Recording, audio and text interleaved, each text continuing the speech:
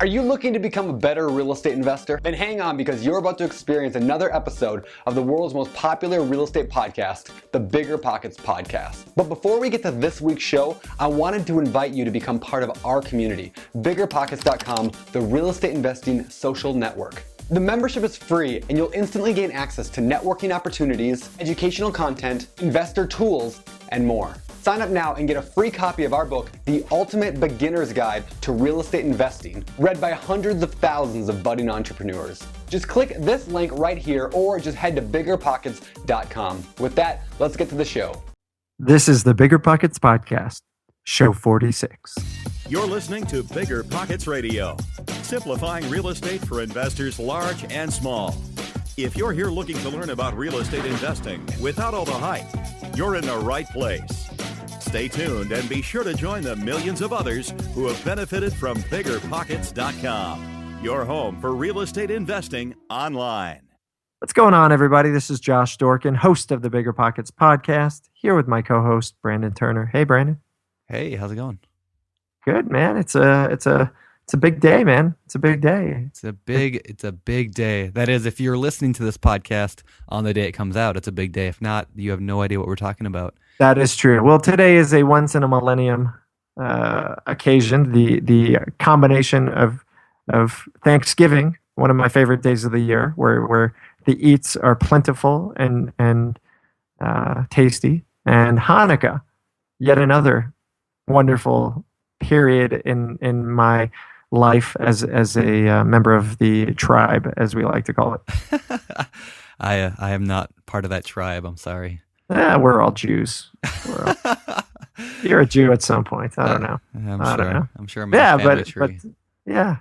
Anyway, so now things are good, man. Things are good, and we've got a really cool show ahead, and we'll get into that really quick. But before we do, why don't we do this week's quick tip?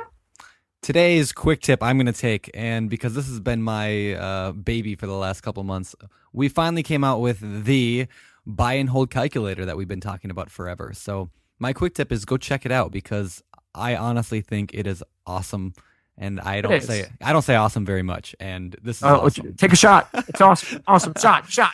Yeah. No, really, it is really great. You can put in your property information. You can put in potential rent, income. Kind of figure out the next 5, 10, 20, 30 years of an investment property. So if you ever are considering a buy and hold real estate investment, I definitely recommend you check this thing out. Run your potential property through the calculations and see what it comes up with. See what your future looks like, and check it out. It's like a crystal ball, isn't it? Not quite. Estimations, we don't guarantee anything like crystal balls guarantee everything, right? There you go. Good clarification. Well, you can check it out at biggerpockets.com/calc along with our other calculators. So definitely make sure to check that out. Cool. All right. Well, that's it. Let's jump into the introduction here. We've got a really cool show with a really great guy, Jon Klaus. Jon is an investor. He's an entrepreneur and investor in the Austin area.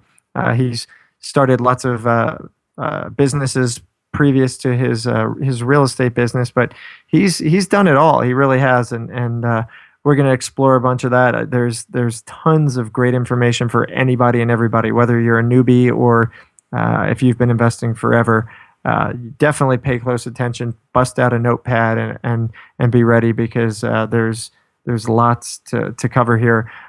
Really quickly before I bring him in, quick reminder to write down any questions you have and post them in the show notes. Ask them in the show notes after the show at biggerpockets.com/show 46, and Jon will be sure to come in and answer your questions. Also, really quickly, if you haven't already done so, jump on iTunes and please leave us a rating and review. We'd love to hear your feedback. The more ratings and reviews you guys leave, the better the visibility we're going to get on iTunes, and the more people are going to benefit from this show. So please take a couple minutes to do that. And we've got a link to that on the show notes as well. Cool. So without further ado, let's bring him in. Hey, Jon, how's it going? Nice to have you here. It's great to be here, Josh. Awesome. Good. We're glad to have you. Let's jump into this thing. What do you do? What kind of investing are you into? I do several different types of investing. I'm a buy and hold guy. I have a number of single family rentals.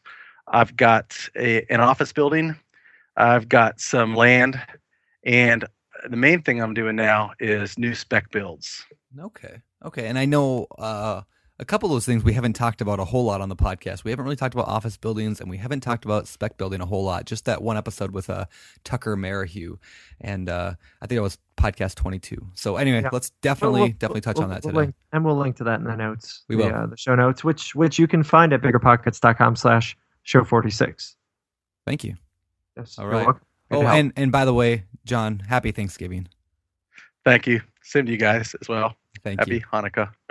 Oh, thanks for remembering, John. Nice. All right. So it is Thanksgiving, but officially this is like the one time in a millennia that Hanukkah and Thanksgiving fall on the same day. So to all my fellow members of the tribe, enjoy your latke laden turkey. I don't even know what you just said. Yeah, look it up, baby. I'll look it up. Yep, you're missing out. If you don't know, you're missing out, man. All right, I'll believe that. Well, John, how did you get into all this? I mean, how long have you been doing it, and when did you get started? So I finished school and I moved to Texas, and I got a job as a limo driver. And Nice. the owner of that company was super entrepreneurial. In fact, he was a successful stockbroker, and he needed. This was back in the days when if you had a business that had tax loss, that was good. It could offset your other gains. That changed. But he started this business to lose money, and he made a lot of money, and he built it into franchises. And I was just inspired, entrepreneurially speaking. So I thought, I got to have my own business. Nice. So I found a guy who was selling his lawn care business, and I worked with him for a summer. And I had a lawn care business for a few years. And so that wasn't real estate necessarily, but it was entrepreneurial. And when you're out doing landscaping, lawns gives you a lot of time to think, and I did think a lot about the future. And I also ran into another lawn guy in the East Dallas who told me he had 50 houses. I'm like, how can you have 50 houses? You're mowing lawns. And I think many of us know the story. He bought one, he bought another, he bought three, and over time he had a serious portfolio all in the same area of houses. And I didn't really understand how he did it, but that never left my mind. And it was a couple of years later that I bought my first house, but he was probably the biggest single inspiration. A guy like me, sweating to earn a living, has 50 houses. Yeah, So- that's the beauty, and I think that's the thing that society as a whole fails to realize, because I think real estate investors are kind of the ugly stepchildren of stockholders and the traditional real estate investments as CNBC likes to deem them. Ugly. Well, let's speak for yourself. Anyway. Wait, hold on. But it's exactly what you said. That lawn guy, the guy who's pushing a mower on your property, had 50 houses. Who on earth would think that? Well, that's exactly what it is. Your neighbors have properties. Your friends. I mean, there's a lot of real estate investors that we don't realize are real estate investors, and I don't know. It's kind of one of my personal peeves. I wish we got a little more respect in the financial press, because there's far more investors in our area and our neighborhoods than I think most people realize. I think that's true. I think that's increasing as, over the last several years, home ownership has decreased. So that means there's more and more landlords out there. Yeah. I agree. Right on. So go ahead, Brendan. Okay, so your first house, you said you bought. Then can you kind of walk us through that? Your first investment property?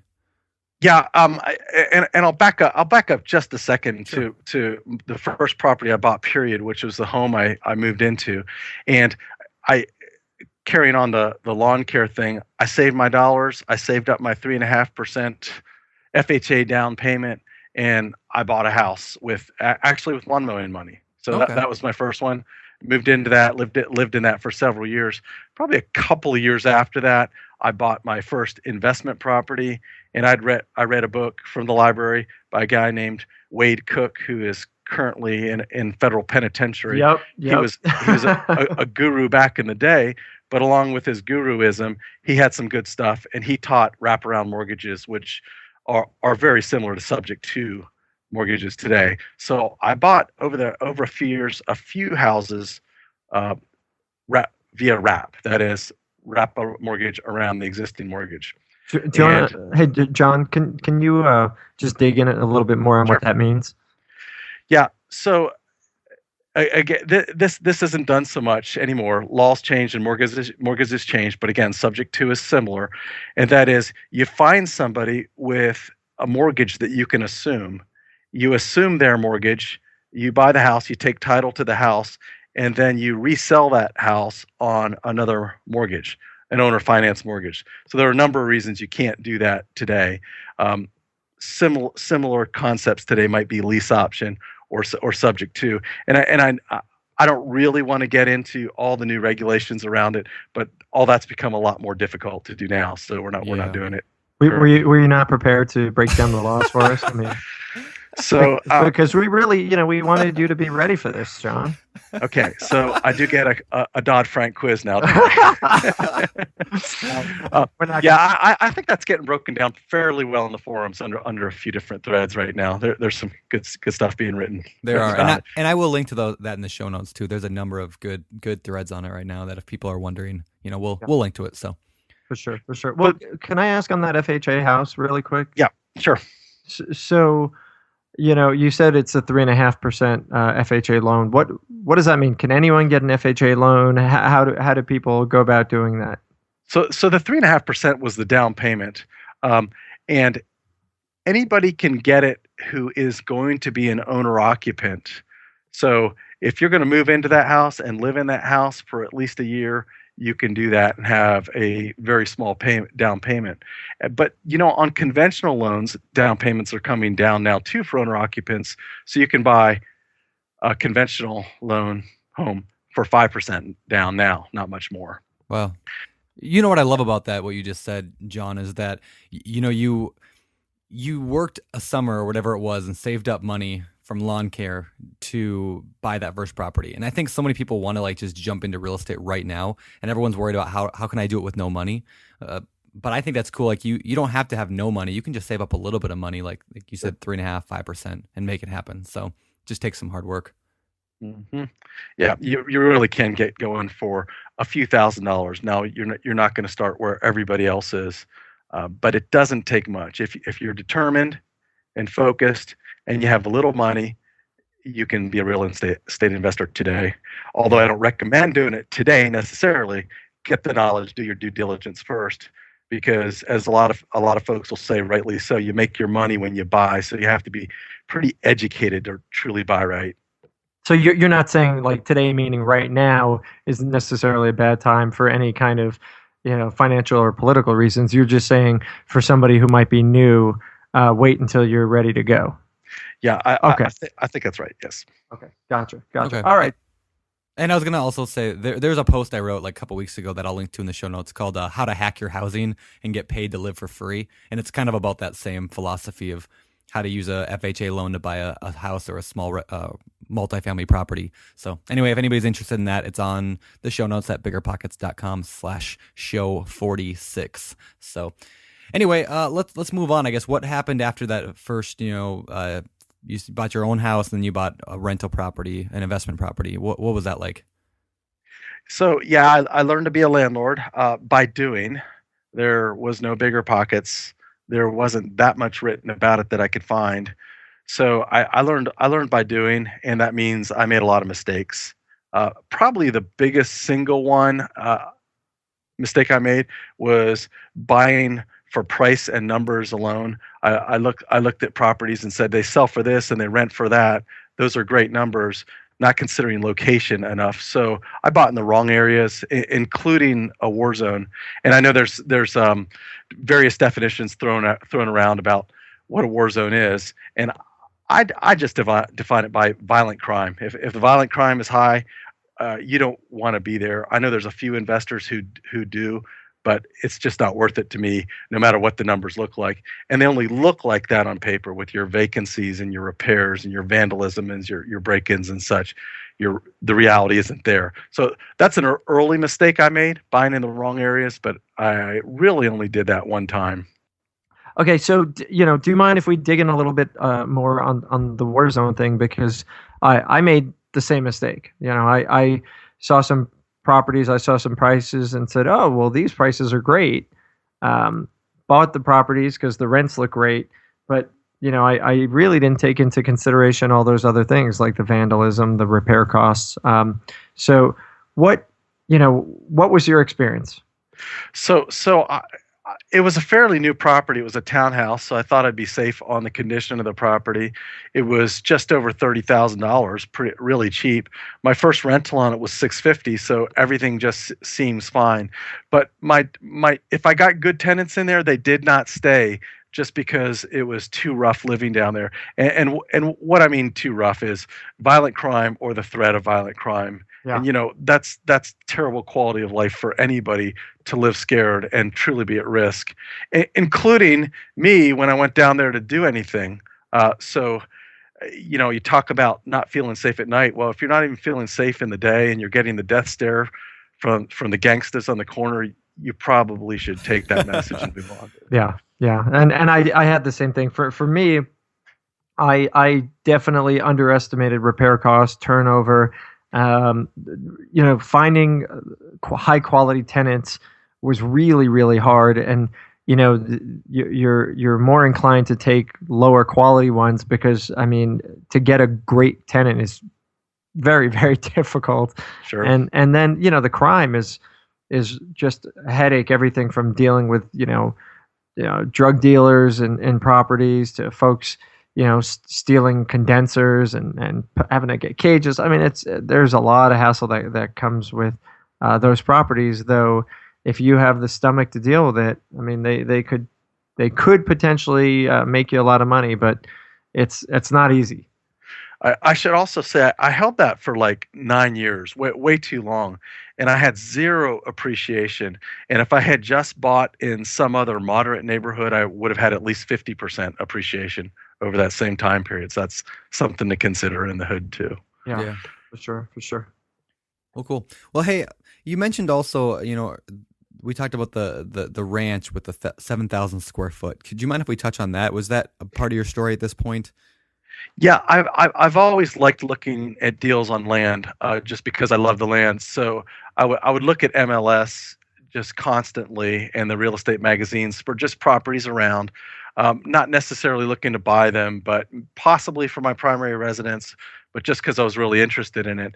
And I saw a listing. I saw it on Realtor.com for an REO. It said 5,500 square foot house on 49 acres, and the price was $350. And I said, that's just way wrong. I got to go check this out. So I did, and the agent was an agent for the bank. It was an REO, had a story. And the story was, well, yeah, the bank is selling this house that was never really completed on 1 acre, and it's completely landlocked by this other acreage by the guy they foreclosed on. And they're not getting along really well.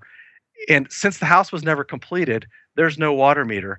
And the guy who owns the surrounding land is in no way going to let them have an easement to get a water line across it. So the bank is stuck. And the guy, he doesn't really care that much one way or another about selling the land, but he's not going to let the bank win since the bank foreclosed on this home. And agent explained, the only way this is going to work is if you're going to buy the acres surrounding the house and the house. So I thought, okay, I'll really consider doing that, and the bank is going to be really motivated because this isn't going to be easy to make it work. So I went out to the city. It was actually in the country, but a city had extraterrestrial jurisdiction in this area. And I said, so what can I do with this property? Can I divide this property? Can I develop this property? And I got a good education from them.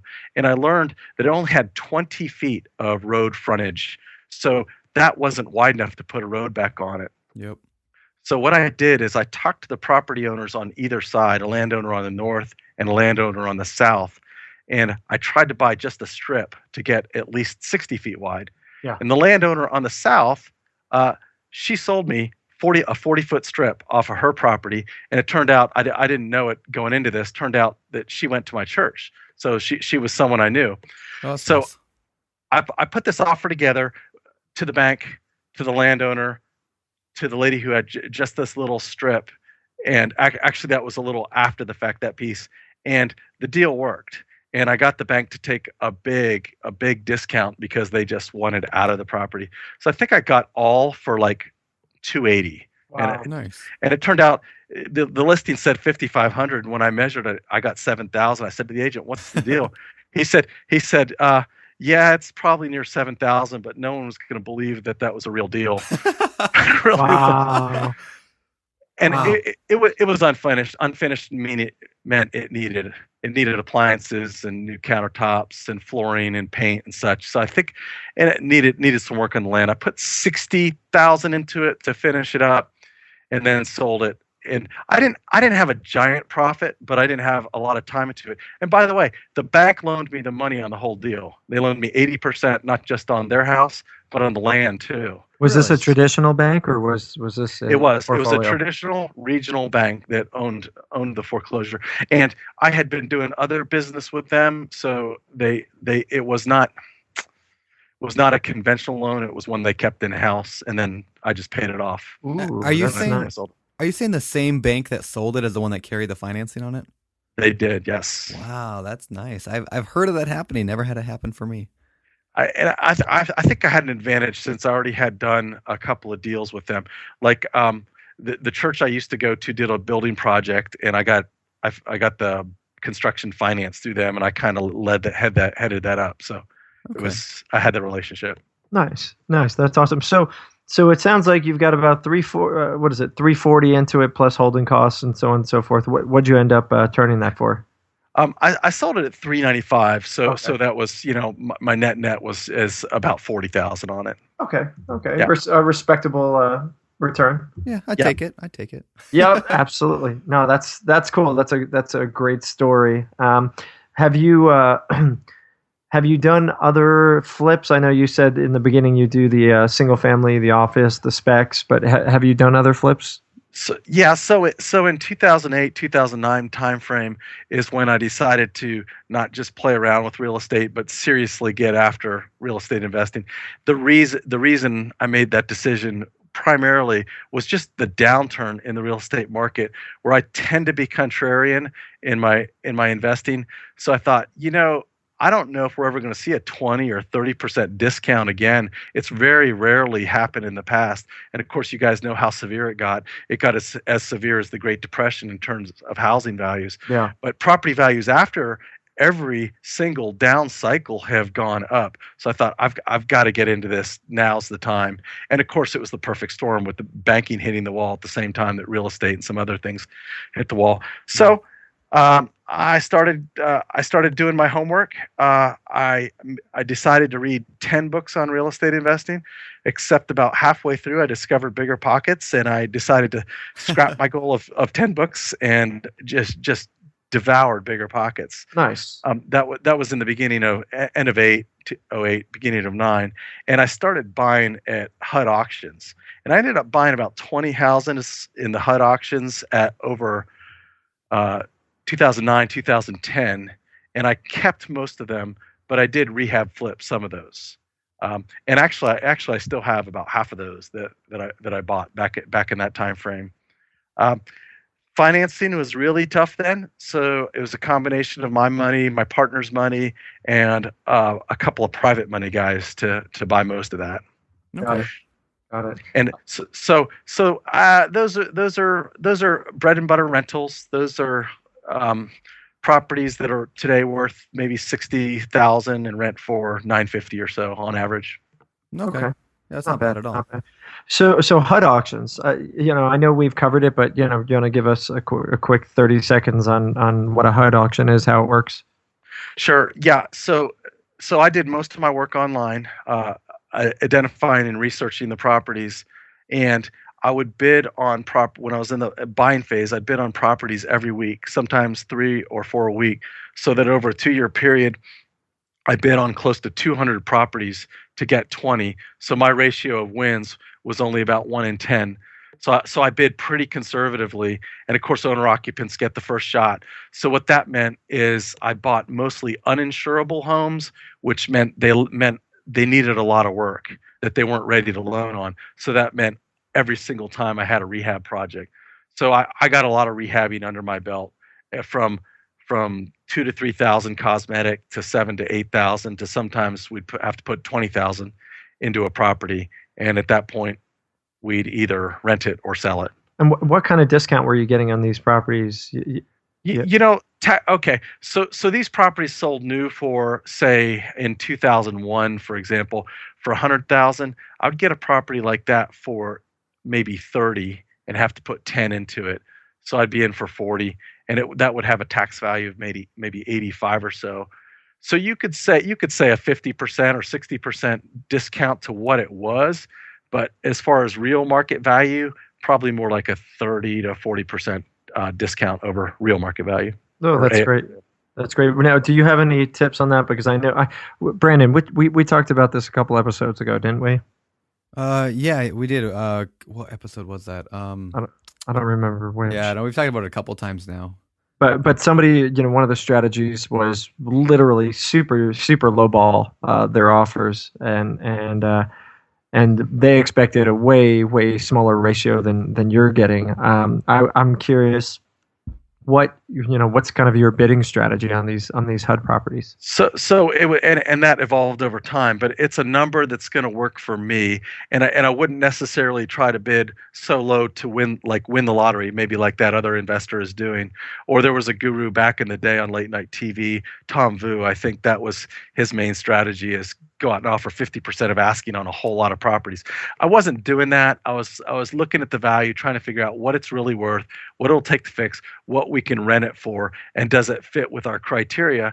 And back in that day, there's still talk on BiggerPockets about this, but the 2% rule, which of course we're in a completely different market today than we were there, and these things vary a lot by geography. But I thought, well, if I can get 2% rent back for my total capitalized cost, that's pretty good. And sometimes I'd hit 3% or 3.5%. So my target was 3%, unless it was a higher quality property, bigger acreage, or a better location. And then I would bend that rule a little bit. Hey, John, can you go a little bit more detail on the 2% rule for those who might not be familiar with what that is? So the 2% rule, or it's actually a rule of thumb that you'll read about on BiggerPockets sometimes, is for the serious cash flow investor. It says don't pay more than 50 times 1 month's rent for a property. So that would be 2% of the purchase price, or the purchase plus fixed price, which is the capitalized price. And if you do that, you're almost certainly going to cash flow. However, in the top 25 cities in the U.S., it's really hard to do that in most of those cities. It's hard to do it on the East Coast. It's hard to do it on the West Coast. But it can be done through the Midwest. It can be done in more rural areas. It can be done in the South and Mid-South. So I'm not preaching that rule necessarily. I'm just saying that was one of my criteria at that time. Today, in a different market, I'm willing to buy property that I'm only getting 1% back on per month, but I want that to be in a great area, a great school district, with a really good chance of appreciation. Okay, so your strategy is kind of shifting a little bit, and I think that's important. Right. It is. I'll say this, Brandon, that I was all about income, because income was just so rational and I could defend it. Now I'm not quite as much into income. I've got more income than I need, and I'm just putting it back into more properties. I'm thinking in terms of, what does this look like 10, 20, and 30 years down the line, and buying properties with that in mind. Of course, not the spec flips, but other properties, because once in a while you'll hear about properties. Brandon, you and I have talked about real briefly that some of my family came from the Greeley area, or Windsor in particular. Yeah. my grandfather Yeah. bought a farm in 1930, or his father did. My great grandfather, $7,500, and that's worth several million today. Wow. So how does that happen? And I want to back up and take a look at that macro trend over 80 years. How can you get 1,000x appreciation? Not that I need to, but if I understand that, that'll affect how I invest in real estate for the future. Nice. Nice. And I think that's also an interesting point about when you're starting out. I feel like, for me, I'm the same way. Cash flow was always number one. And for you, that's when you're starting out and you don't have a lot of money and you want to quit your job. I do believe cash flow is imperative to it. But as you get the cash flow, that becomes, I think it's okay, like you said, to change over time to maybe make it a little more appreciation focused. I mean, I would never tell somebody to go out and get negative cash flow severely just to try to bet on the market. But if it becomes a big picture thing, I don't think it's terrible.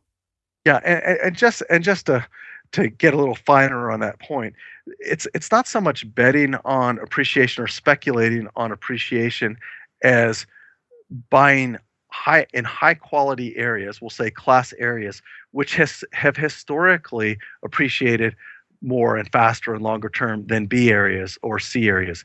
That's just a rule that is generally going to happen. And then the other macro trends, which I want to follow, is population growth and job growth. I look hard at those things now as to where to buy my properties. Yeah. And like I told you before we recorded today, that someday I'd like to just move all my investing to Texas because, I haven't done all the research, but it just seems like there's a lot more job growth happening there than there is out here in Washington. Come on, guys. You guys know you want to move all your properties to Detroit. Come on. You know it was coming.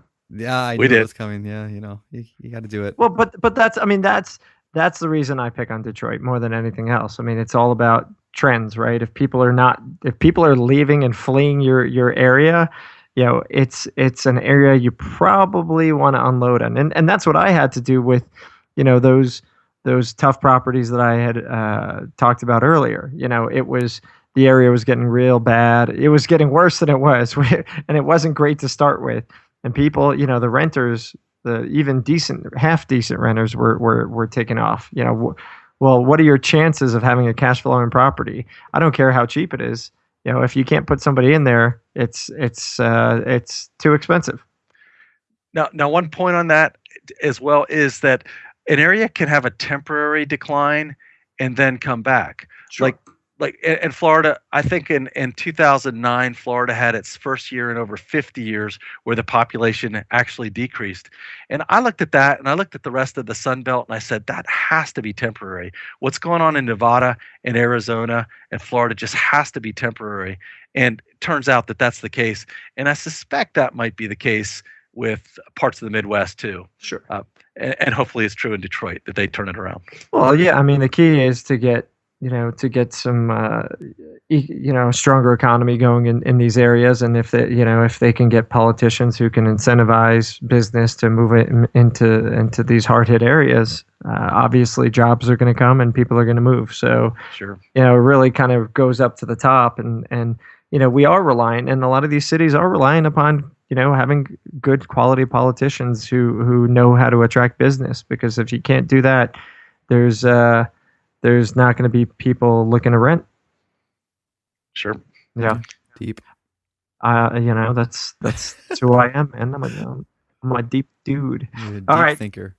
That's right. All right. So let's cover some of these things in a little more detail. Some of the stuff. It sounds like you've bounced around a lot. From these SFRs, single families, the office, the spec stuff. You've bought through auctions. It sounds like you've purchased REOs on MLS and things like that. Yep. What I want to kind of focus on is marketing for a little bit here. Sure. How are you finding? Obviously the auction ones you're finding on the auction sites, right?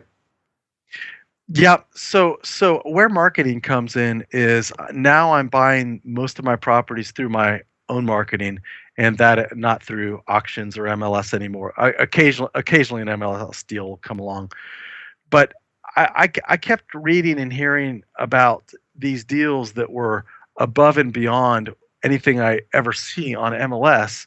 I'm wondering how in the world do these people get them?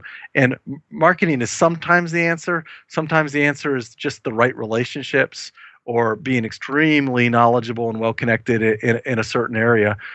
But I decided to try marketing to buy properties myself, just starting with yellow letter campaigns a couple of years ago. And I didn't get a lot of traction in the first 6 months, but since then I've had a lot of traction. And it's not so much that I'm buying a lot of properties, but it's that I'm getting high quality properties at a deep discount that makes the marketing pay for itself over and over and over again. For example, on our spec builds, and these are not just little houses. They're pretty high end, but on average, we're making over $100,000 per build. So Wow. the key there is, what do we buy the lot for? What do we buy the property for in the first place? I'm not the world's greatest builder. In fact, I'm not that experienced yet, but I can beat a lot of the great builders because I can buy better than them because I'm paying less for the property than they're paying for. Yeah. So I know we've talked in a number of your podcasts. You've gotten into marketing a fair amount, and also direct mail campaigns. Specifically, I've worked with Jerry Puckett, and Brandon, you know what podcast number Jerry was? Was it 21? What was it? 21, I think. Okay. So Jerry says, what Jerry says is market like a wholesaler, and what he means by that is all investors who are buying should market like wholesalers. So instead of buying at 10 or 20% off market value, you can consistently buy at 60% off market value, because that's what wholesalers have to do. Yeah. They have to buy at 60% so they can flip that contract for 70% off and keep the difference. Right. So I've mailed out at this point tens of thousands of letters, which might sound like a big number, but it's really not a big number. Maybe spent 25,000 on yellow letters, but I'm looking at profit or margins from those yellow letters, and I've got deals that are closed, deals that are under contract, and deals that we're still going to build well over $1 million just from 25. That's profit just from 25K in marketing. So I'm a huge proponent in investors doing their own marketing to buy their own deals, not to wholesale them. No, that's great, John. And one thing I want to touch on a little more there, just to make sure people understood what you said there. Like you said, Jerry says market like a wholesaler. And that's why I think, sometimes we interview wholesalers here on the podcast. And I think people that aren't wholesalers sometimes may tend to ignore those episodes, or, they don't think it applies to them. But I think this is exactly why it applies to them, is because if only other, landlords or flippers, if only people approach their business the way that wholesalers do, like you said, it's all about how low you can get the initial buy. It's all about the buy. So I think that's a huge point that people need to remember, is if you can market like a wholesaler, then you don't need to use a wholesaler to buy properties, because you can get them for the whole price, and that's sure. Key. So that's cool. Hey, could I jump in on that? Because feel free. I've got a friend who's he's one of those hedge fund guys, and he and I have talked a lot about wholesalers, and he's fascinated by the whole premise of these folks and what they do, and because what they do is they go and they buy MLS and they buy REOs and they buy auctions, and they think they're getting all the best price deals out there. And maybe I should have shut my mouth. I know. but we talked about it, and he's like, wow, that's crazy. I can't believe that people are, doing all this stuff, and there's a whole segment that we're not even, touching. But the thing is, they don't even care to do it. It's too much work for them to do that. They just they don't want to spend the time and energy to do that. They want to just buy it as fast as possible. But it's fascinating that, doing that really does give you an advantage over everybody, and especially for those people who are freaking out by all the hype that's out there from some of these gurus saying the world is coming to a close for real estate investors. Just keep marketing. Keep doing your thing. The world ain't going to end. Trust me. Sure. And the deal flow will always be there no matter what's going on in the economy. People will always be buying and selling property, always. Yeah. So, John, you had mentioned that the yellows didn't work at first. And so what did you change, or was it just that it took time to kick in? That's it. You just have to do the repetition. And once I had a prospect, and I had a number of prospects going, but sometimes it takes them a few months to actually get to the place where they're really ready to do their deal, ready to move. They have their next place lined up that they're going to move to. So it was just giving it enough time and then tweaking the message and also tweaking my approach as I went along. Early on, I was afraid to make offers because I wasn't just going to flip the deal. I had to close on the deals. That was my plan. But I got more and more comfortable with the neighborhoods I was working in. And I was working in neighborhoods virtually. That is, I was there with Google Street View. I was there with the tax appraisal site. I was looking at the Zillows, and I was looking at MLS, the comps. And so I got to the point where I really could make a decision about an offer number within 15 minutes or so. And once I could do that, I could engage the potential seller pretty quickly with a lot of confidence, or at least give them a range. And also, just buying a couple gave us confidence to keep going and do more. Yeah. And I've always had in my back pocket, well, if I'm not going to close on it, if I don't need to close on it, I know enough people now where they'll close on this deal. Yeah. So that made me not afraid to put properties under contract. Go ahead. Sorry.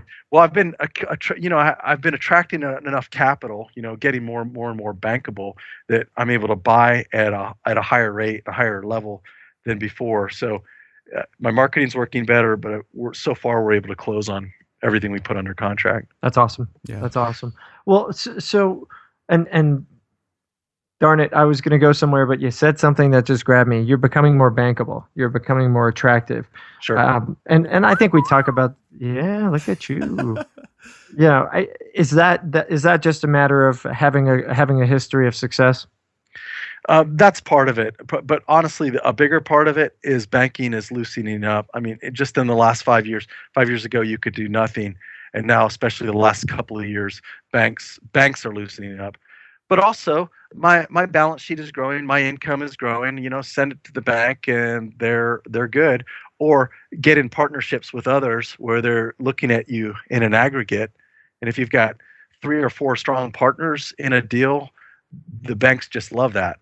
And if it's not a bank, it's an equity deal with another investor, or it's a debt deal with a private money person. And we're doing all of those. Gotcha. But bank is probably best just because that's cheap money and they'll lend a lot. Yeah. I mean, we just got approved for a $405,000 loan a couple of weeks ago, and one of the next ones I'm looking at is a $600,000, and that's construction loan, so we pay it off in a year. So there was no way I was even close to that 18 months ago. So it's both banks plus success. Gotcha. No, that's awesome. So let's circle really quickly back to marketing. So you're currently marketing primarily for land, correct? For these spec builds? Yeah, although most of the time there is a home on the land. It's just an old small frame home that we scrape off. That's what I was wondering that same thing. That's what Tucker does, that he talked about. So cool. Now there's I'm working a lot in Austin, and the exception there is if you've got trees in place, you can't build new close to those trees, especially if they're big trees. And the city has designated what they call heritage trees. And these are a really big deal. I don't want to spend a lot of time on this, but a big tree in the wrong place, believe it or not, can make a lot worth $200,000 less because you can't build on that lot or build anywhere close to that tree. So sometimes we'll buy a lot with a bad old house on it, but we'll keep that bad old house because we've got to protect the trees. And then we're grandfathered building, completely rebuilding that house and adding a second story onto it.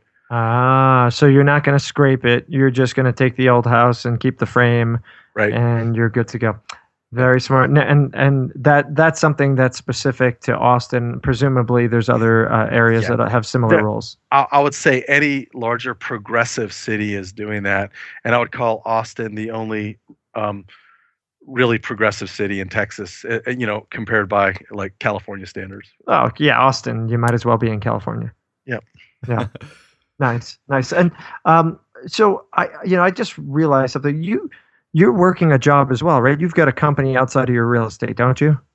I do, but I spend very little time on it because that's a mature company now with a mature staff, and I get involved for troubleshooting and such.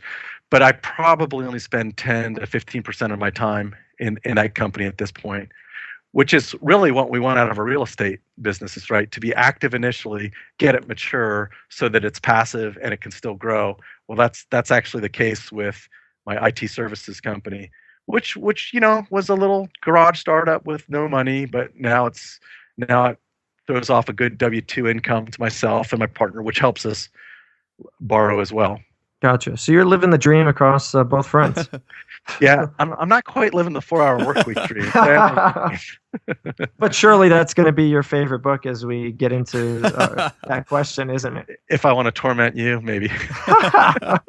Nice. Well, I want to move on to spec building, because you mentioned that on some of these specs you can do over 100K per build in profit, and that's awesome. That's huge. But I think a lot of people are intimidated by the premise of building a house from the ground up. So let's first talk about why you got into spec building, and then I'd like, if you didn't mind, if you could walk us through the process of a spec build. Okay, first I'll say, if you're intimidated, I was intimidated too. I thought, well, there's 1,000 different things you have to know to build a house. I'm going to miss something and I'm going to mess up big time. However, I'm not building it myself. I'm working with a contractor who knows what they're doing. I'm working with an architect who knows what they're doing. I get consulting where I need it, especially early on, or work with an experienced investor the first time or two around. So that's how I started. My first time out, I went with a guy and I put in half the money, and he had done 7 in this neighborhood, and I could tell he was getting better at it, and I just watched really closely everything he did. And he still made mistakes. And what I realized, I suspected this to start, but I realized that a new build is just like a rehab, but with more steps. Yeah. Especially before you start steps. And you've got to learn those pre-development steps before you break ground. But after that, I mean, I've heard Jay Scott say this too. It's the building of the house is pretty easy for an experienced rehabber because you've done almost everything before. It's just adding just a few new elements to the actual building of it. Gotcha. All right, so let's talk about those pre-steps and the post-steps. Let's start at 0. I mean, all right, I found a lot. Cool. I'm going to tear this house down and build a spec on it. So obviously, presumably, you're going to have to get some permits to knock it down and clean up. You've done that. You've got the land is pretty much a clean slate at this point. Now what? Okay, I'll start there, but I will say that you've brushed through probably the most important part, and that's selecting the lot and making sure you can build on it. But we can get back to that. Well, let's cover that. Okay. Yeah. Right. I don't want to brush through that. So the question is, whenever I'm evaluating a lot, is what can get built on this lot. And generally speaking, the developer says, I want the highest density that I can get in here. So that might mean multifamily. Not that I do multifamily, but if I'm going to build a single family on a lot that you can build 8 on, that's not the highest and best use. So maybe I should flip that lot to somebody else who's going to build more on it. So for us, the answer to the question is usually, because we're buying small lots, single family home or a duplex or a condo regime with 2 homes on it on one lot. So it was 1 home before, but we're going back with 2 homes, and that's what I'm looking for. I want a lot that's an SFR lot, but it's zoned so that I can build 2 homes on it. So that's a certain size, and there's certain other criteria, and you have to learn the specific criteria of the city that you're going to work in. And I would recommend going down and talking to planning and zoning in that city to start understanding what you can and can't build. They want you to bring them a specific lot or specific questions. That's great if you can. If you can't, they'll still answer some of your questions. So what can I build? I want to build the most square footage and the highest density that they'll allow me. And usually they're going to be smart about their growth, and they're not going to let us do something stupid that hurts the neighborhood. So I will, if it looks like it's green lighted to build a duplex, I'll hire an architect and let the architect do a lot of the dealings with the city, and really go all the way from designing the home to getting the permit. And that typically, for what we're doing, takes some time because we're changing the use of the land. So the shortest it's ever taken us is 3 months, and the longest it's ever taken us is 11 months. Although if you're just building a single family home, you can sometimes get permits in the city I work in 2 weeks, and I've heard of even faster in some other cities. Hey, John, what does it cost to hire an architect to design and take care of permits and all that stuff? We're paying now $2 or $2.50 a square foot, which is a little on the high side just for design, but for them to take the ball and get over the end of the end zone, it's worth it to us. And by that I mean permit. The building permit is the first big hurdle you have to get over with the city, and the second is when you get to the end of the build, it's the certificate of occupancy. I mean, those are the two things, at the start of the build and the finish of the build. And inside of that, it's, if you're working with a good general contractor, they're managing pretty much all of that with not that many choices from you along the way if the architect's given a good plan. But in some cases, you might be more hands-on. You might be the GC yourself, and if you're the GC yourself, that's probably a little too much to get into on this podcast. Other than to say that you are managing every piece of that construction and every sub, and it's all got to work together to get the right product and the CO at the end of the time. Gotcha. So you're managing for satisfy the city. You're managing for cost, you're managing for quality, and you're managing for time. So you have to bring those four elements together. And if you can come in on time, on budget, good quality, and get your city requirements done, you're in good shape. And every experienced builder knows that. But I think here's the thing that every experienced builder doesn't know, and this is kind of moving back to the beginning. Buy the lot right, and that makes all the difference in the world. And I see a lot of good builders out there who are just maybe they're not overpaying for the lot, but they're not buying in a neighborhood that's going to support spec construction to the degree that they're going to make enough money. So I would say if there are 2,000 square foot homes in that neighborhood, new ones selling for $200,000, that's not going to work very well. However, if in a different neighborhood, 2,000 square foot homes are selling for $400,000, $200 a square foot, you've really got some potential there. And if you can buy your lots in that neighborhood for $50,000 to $100,000, you're gonna have potentially have six-figure margin on those deals. So it's going to have to be higher end neighborhoods. And where I work is infill neighborhoods. That is close to downtown, where there are teardowns.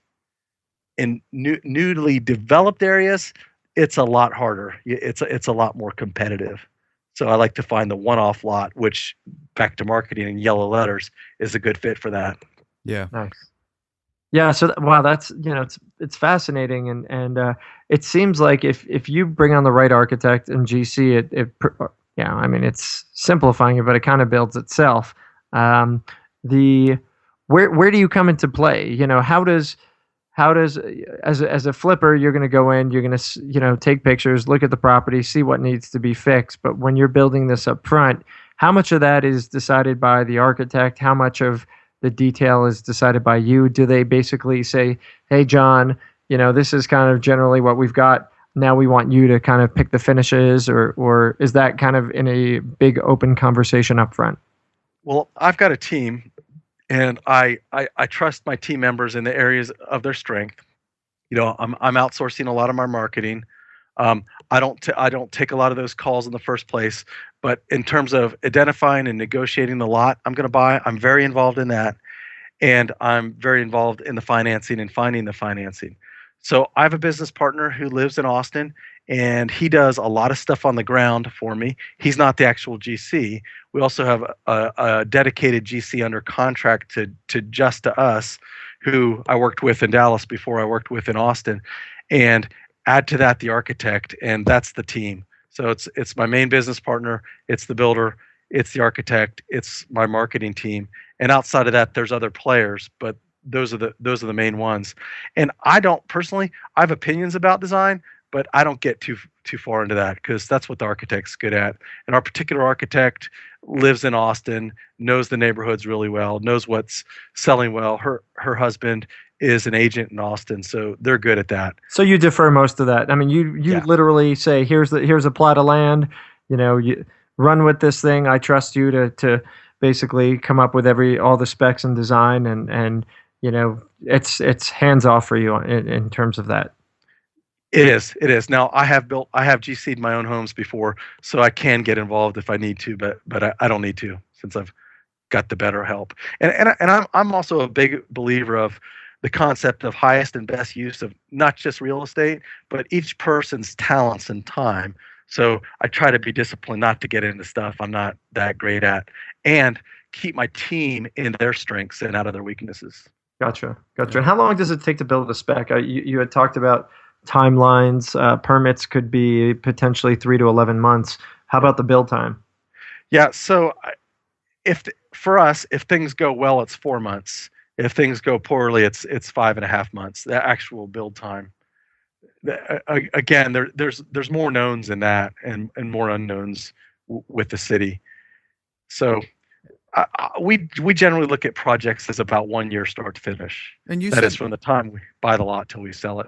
Gotcha. And you said earlier that these houses are a little bit higher end. I'm wondering what you can kind of tell us about, like, what's the typical size look like and the quality when you're all finished? I mean, how high end are you talking about? Okay, so I'll give you a link to some pictures. I don't have that right now, but we'll have that in the notes. Okay. And where can we find the show notes, guys? BiggerPockets.com/show 46. 46. There you go. Woo. So it's a custom design. It's a unique one of a kind design.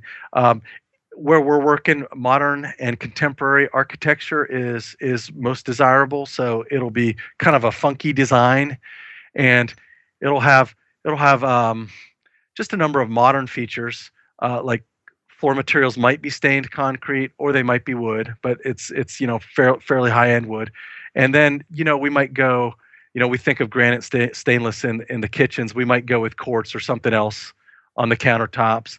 Lots of light, lots of windows, and fairly green. And we want a fairly efficient house, but we're not going towards net zero energy, but at least addressing that. Yep. So that our build costs have varied from $90 a square foot to $130 a square foot, and I don't want to be paying $130. That's a little bit too high, but some locations can justify that. And where I work and I have a great location, we'll spend more on construction, and we might get an exit price approaching $300 a square foot. So maybe it's $600,000 on a 2,000 foot house. Oh, and how long do these houses take to sell? So far, they're selling immediately. That's good. And in some cases, we've got contracts even before we put them on the market. In some cases, we have multiple offers the first weekend, and we want to price them so that happens. If I don't have an offer in 2 weeks, I priced it too high, or I'm cutting the price. Yeah. I want to move them quick. How are you marketing them for sale? So obviously, price is going to be essential, but what are you doing beyond that? Yeah, far and away is just listing on MLS. Yes, we want great photography, and we will do some great photography. We have not been staging. Some of my partners have staged, but they go so quick that we haven't felt like a real need to do that. So that's pretty much it. Get some good pictures, get it up on MLS, and you get a lot of traffic because we're building in such a hot area. That's a great idea. That's fantastic. Oh, that's great. Well, listen, I mean, it's something that I know I'm personally enthralled with and would love to get into at some point in time, and I'm sure lots of other people would also be interested in. And so, thank you so much for digging into the spec stuff. There is a thread on the site that you had mentioned, Jay Scott, earlier. that Jay has put together. It's I started it, I believe, about the spec build that he's been going through, and I don't know, what's it, 400 or 500 posts now, Brandon?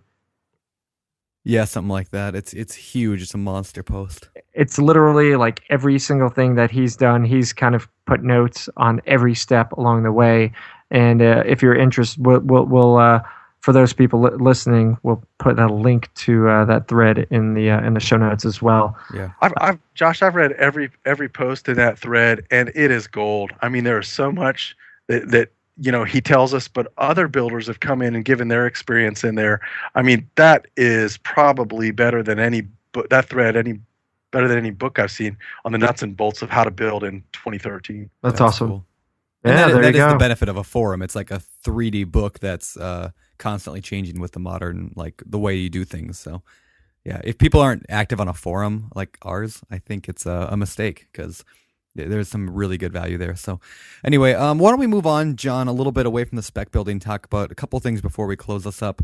And one of those is, I know that you meet with other BiggerPockets people often, like a BP meetup or whatever you want to call it. I guess, can you kind of talk about the benefits of doing that and why you get together with other investors? Yeah, so pretty early on, I started seeing posts from the same people who knew what they were talking about. So I started reaching out to them, especially if they were knowledgeable in an area I was interested in. And I've learned a lot. And that would be in the forums or in private messaging, or pick up the phone or email. And in some cases, if they're local, get with them. And of course, I've actually seen BiggerPockets members, not locally, but in other parts of the country too. So learning from others is probably the best way I learn. Having an hour conversation with somebody who knows what they're doing, which is one reason the podcasts have been so great. I've been learning from so many of your guests and you guys. But I've got a group of mentors. I wouldn't say that any single one is a mentor, but I'll just throw out maybe a couple of names. Rich Weiss, who's been very active in the past, not quite so active now, has done a ton of stuff in real estate over the last 40 years and written a book. And, he's spent time with me, and I've learned a lot of stuff from him. And as far as meetups go, yeah, I've done a few of, called up or set up a few of these over the last few years in Dallas. And I always meet somebody new or meet the same folks again, where I develop a relationship with, and pretty soon we're doing some kind of business with them. And I've done business with, I'd say, a lot of business with several different people on BiggerPockets. So it's not just meeting and learning from them, but lucrative relationships with them. And that is partnering on deals, borrowing money, selling properties to members, working with them on marketing, just strategizing on new development deals. All has come out of the BiggerPocket relationships. That's awesome. And that's just, a testament to why people need to be networking. I mean, networking, whether it's on BiggerPockets forum or, wherever it is, networking is just key. So, and I love to hear that story. So, and that's another thing. We mentioned it last week in the last podcast about the new local search on BiggerPockets, and that you can go on there and sort by zip code or how far they are, 5, 10, 20, 50 miles or whatever. And you can see where people actually on BiggerPockets are living near you. I mean, you're not seeing their house or anything, but those kind of tools I think are invaluable for reaching out to local investors and different people to do deals with. So for those of you who want to check that out, just go to biggerpockets.com/meet, MEET, not like eating beef for dinner. And anyway, so why don't we move on to the last question before my favorite section? But I just want to know what your future plans are. I mean, now you've done so much stuff, John. Where do you see yourself going in the future? Just continuing what you're doing? It is an evolution, and I do believe in trade up and build on what you've done in the past. So I do have changes planned. I'm planning to sell some or most of my single family rentals in the near future, and move that money really to two places. First, into more spec builds and more development, and longer term, I want to get into bigger commercial properties, and this isn't something I want to do at the moment, but down the line, that are easy to manage or management free. And those would be properties that I plan to hold for the rest of my life and leave to my heirs. So Okay. more spec building and long-term commercial properties that take less hands-on management. Okay. Gotcha. Are those properties currently for sale, or is that just something you're planning on doing? Yeah, I want to sell most of my SFRs in the next couple of quarters. So Cool. Anytime between now and next summer. Do you have Great. those like up on your website or something? I've got. You can check my profile. I've got info on it, maybe on the profile. Oh, cool. Pockets. Right on. And we'll link to that obviously at the bottom of the show notes to your profile. So cool. Well, Thanks. Yeah. So, hey, we're running out of time and want to hit the fire round. But before we do, there's a couple things you had mentioned a couple things, and there's some stuff I just wanted to housekeep with. You just talked about management-free commercial properties, and commercial was something I really, really wanted to get into, and unfortunately, we're definitely running a little bit long. But maybe we could just briefly touch upon this stuff. How does one get a management-free property? What is a management-free property? So there's actually no such thing as a management-free property, but it's who's doing the management. So let's look at an apartment complex. If you've got an apartment complex with more than 100 doors, you can have quality on-site management there, where pretty much they're dealing 100% with tenant and make-ready issues. And maybe you do some of the financial and oversee the property management. Or if it's a single tenant commercial property, like it's retail or an office or something like that, or restaurant, then you get into the double net and the triple net properties, where the tenant is responsible for managing the property and managing themselves, and that can be extremely hands off. Where triple net means they are responsible for not only maintaining the building, but all expenses related to the building, including the property tax, and that can be highly management free. Those are the triple nets, right? The triple nets. You have to be very careful about how you buy them, but you can get a great broker or consultant to help you buy those. Yeah, we're gonna have a show in the coming weeks. I don't know the exact date, but we definitely have a triple net episode planned. So for folks listening, just kind of stay tuned, and we'll dig into that a little bit. That's about as close to management free as you can get, unless it's just like a land lease, where that's even a step beyond, but pretty unusual. Okay, and so you're doing office properties as well, correct? I've got one office building, and the reason I have this office building is my IT services company had rented for quite a few years, and we paid rent to the same landlord for 10 years, and I really, really wanted to stop doing that and start paying myself. So I bought an office building for our company, and we have plenty of space to spare. And the beauty there is, if you have a business and you can do that, you can be considered an owner occupant in the commercial lending world. So my financing on this building is awesome. It's fixed rate at 2.99%. Wow. And you hardly ever hear that in commercial. And the reason you can do that is because it is owner occupied, meaning my business is in there. Ah, that's great. Wow, that's really great. So what's the difference? I mean, I want to say BiggerPockets. We want to go and open up a new headquarters somewhere and buy a commercial office property. What's any different than buying a multifamily? Is it pretty much the same thing?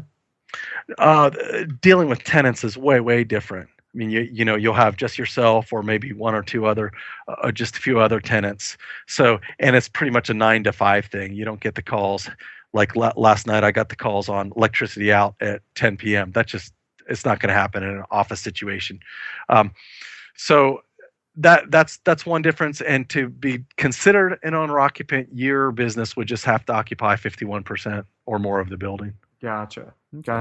Okay, but otherwise, I mean, obviously you're going to have other issues, business leases and things like that are probably a little bit different than a traditional residential.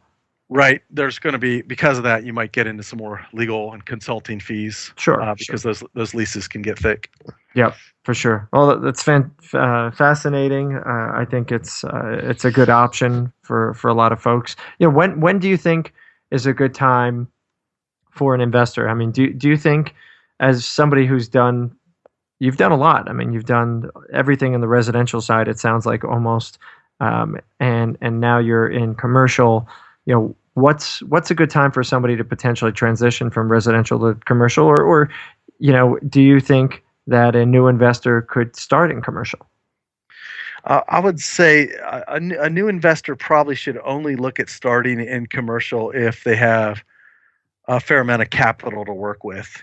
So I don't recommend starting there. I do know there's small commercial properties that cost no more than houses, but they're going to be one-off type properties and maybe problematic to keep good tenants in. So I'd say there's a transition time that comes, and I don't know exactly where it's going to be, but I'd say for me, it's when my income from all the other rental properties was covering more than my living expenses. That meant I could raise my head and start looking at some more sophisticated type things. Yeah. Gotcha. That's great. Fantastic. Cool. Well, you know, we kind of glazed over it, but I'm sure we're going to cover more commercial in later episodes. So for folks listening, just stay tuned. With that said, this is show 46 of the Bigger Pockets podcast. You can check out our show notes at biggerpockets.com/show 46. And ladies and gentlemen, it's time. It's time for the fire round. Nice sound. Nice. I'm feeling warm. Time for the fire round. Wow, Yeah. that's impressive. Go ahead, Brandon. All right, fire round. These are all questions that come from the Bigger Pockets forums. These are real life questions that real life investors are asking. So, John, number one, what do you believe is the best way to find a mentor?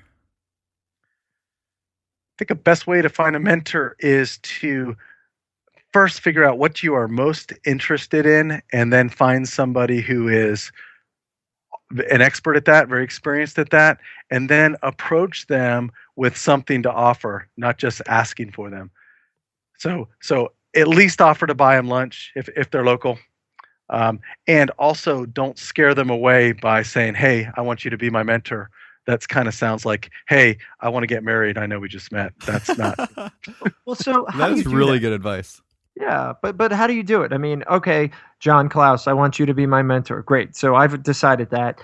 I say, John, you know, I'm an upcoming investor in your area. I would love to take you out for lunch. Let's go get some steaks. We get steaks. You know, talk about what you're doing. You know, I'm all giddy about how good you are and how cool you are. But like, how do you take that next step and actually transition to say? I mean, do you just say, "Hey, listen, I want you to be my mentor," or what? Yeah, it's got to be a fit for both sides. So it's okay to ask, but know that person might not be able to make a big time commitment. But if it looks like you're hitting it off and you have a good rapport going, say, "Would it be okay if I occasionally contacted you with questions?" I mean, that's kind of like, "Oh, okay, we're going to date, not just get married." And maybe later on it turns into something. Maybe later on we're going to do a deal together. But walk before you run in that relationship. That's awesome feedback. Yeah, absolutely. Because it's funny. I get people in the web world who are like, "Oh, Josh, you know, I want you to, you know, advise me and all this stuff." And I'm like, "Whoa, slow it down, buddy. You know, like shoot me an email, like hit me up with whatever questions. I don't have a ton of time to hop on an hour-long phone call with you, but, you know, shoot me an occasional email. And, you know, if we're getting along, then we can transition." So that's fabulous advice. I know we get this question constantly, many times a day on the site, and so hopefully there's a lot of newbies listening and heeding your feedback. And my mentor with a capital M was BiggerPockets. You know, an army of mentors, all with expertise in different areas. I think you should look at it and treat it that way, and you'll gain a whole lot more. That's what we like to tell people. All right, so that first fire round question went a little bit long. All right, John. So is it better to buy one house with all cash, or use that cash as a down payment on a bigger property? Take like $100,000, buy $100,000 house with that $100,000, or take that $100,000 and use it on a down payment on a $500,000 house. So for me, the answer is use the leverage, because real estate can give you so much more because you can leverage it in ways you can't leverage other investments. However, it's a two-edged sword. Risk comes with that. You need to have other exit options and understand what you're going to do if things go wrong when you do leverage. Gotcha. Very cool. Very cool. All right, next question. You falling asleep there, Brandon? I mean, what's... I forget I'm muted. I don't want to, have my mute button. Anyway, next question. What software do you use to keep track of your books? I don't keep track of my own books. I have an accountant, a CPA who does it, and he's a QuickBooks guy. Okay, cool. Gotcha. In your marketing, do you use Google AdWords? Why or why not? I do not use Google AdWords. I do a little web. I do have a website, and I'm doing mostly organic search. And the reason is my direct mail works so well that I don't really spend a time on other marketing. Perfect. Where do you get your direct mail leads list from? I buy them from my marketing company, who uses various sources. Again, we mentioned Jerry Puckett. I'm using Jerry. Okay. He sources the lists for me. Okay, cool. Right on. All right, last question is, what does it cost to tear down a house? We had mentioned that earlier, but it's a perfect fire round question. Yeah. So the interesting thing about that is filling those dumpsters and hauling off those dumpsters is actually more expensive than tearing them down. We did a tear down. I think we had 8 40-yarders at about $500 per. So call it $7,000 to $8,000 to clean up that lot usually. Okay, right on. Cool. Well, let's move on to the last bit here of the show. Our famous four. First question. I don't even have to ask. So what's the next question, Brandon? Okay, I'll ask the first question. Question. What's your favorite real estate book? Okay, is this a softball coming at me, or is this a hardball? I don't know. I don't know with you guys anymore.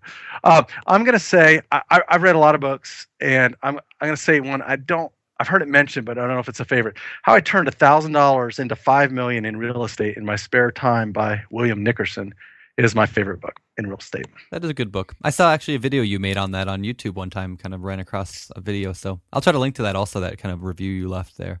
So okay, yeah, good book. So all right, what is your favorite business book, non-real estate? Also read a lot of those, and I'm not going to say the E-Myth, so pretty easy.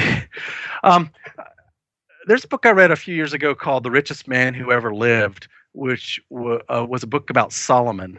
And Solomon wrote like 4 books in the Old Testament, and this is based primarily on one, Proverbs, and it applied a whole lot of Proverbs to business and to finance and just to smart living. And I thought it was really, really practical and tied in well with my faith. Okay, cool. I haven't read that one, so I have not either. Cool. Check it out. The Richest Man Who Ever Lived. Right on. Cool. Right on. All right. Next question.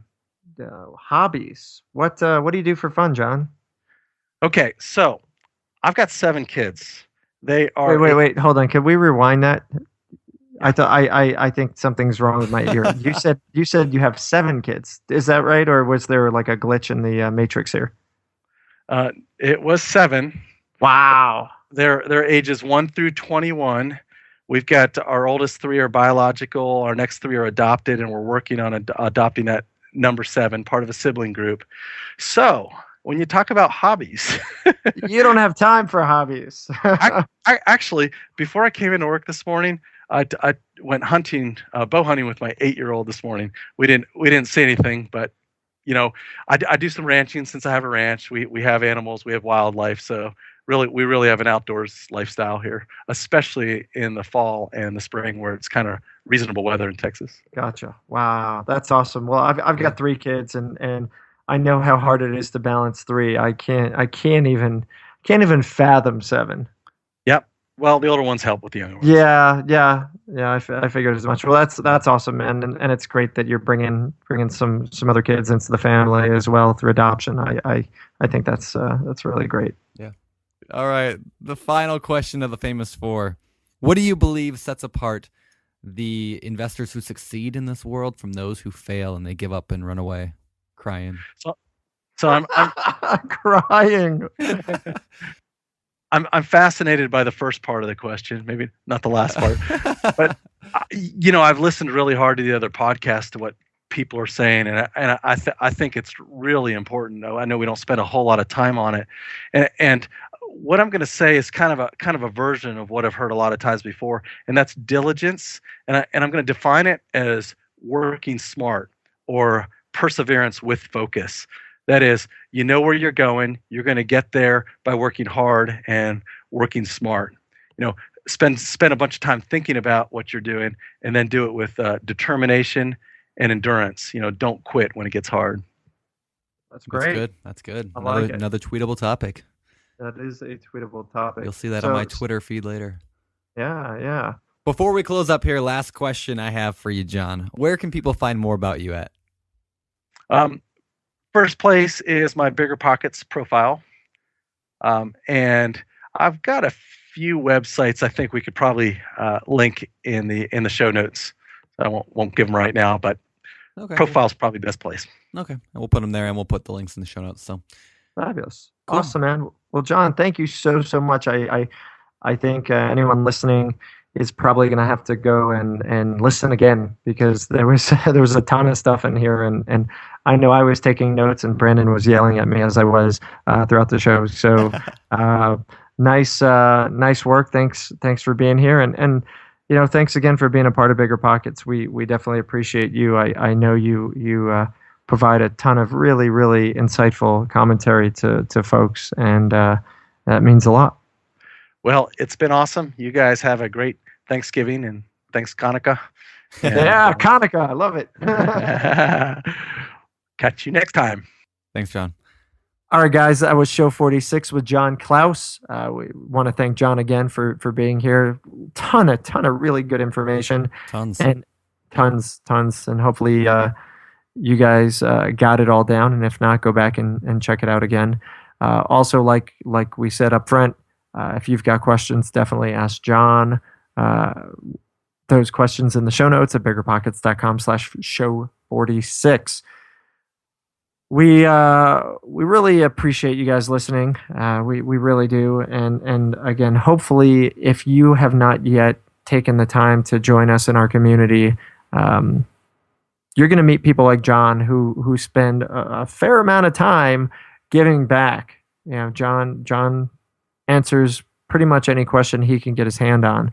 So jump in, join the site, biggerpockets.com, and hopefully we'll get to hang out with you there. Otherwise, jump in. We'll catch you on Facebook. We'll catch you on Twitter, LinkedIn, all over the place. Check out our YouTube channel. There's lots of great stuff on there. And keep listening. Keep learning. Keep listening. Keep doing. And keep telling us about those success stories. We'll see you around. Thanks for listening. I'm Josh Dorkin, signing off. You're listening to BiggerPockets Radio, simplifying real estate for investors large and small.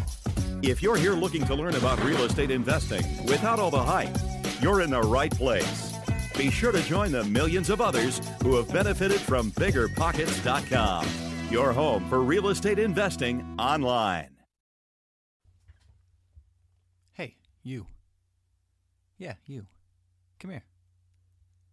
I just wanted to say thank you for listening to our show. You rock.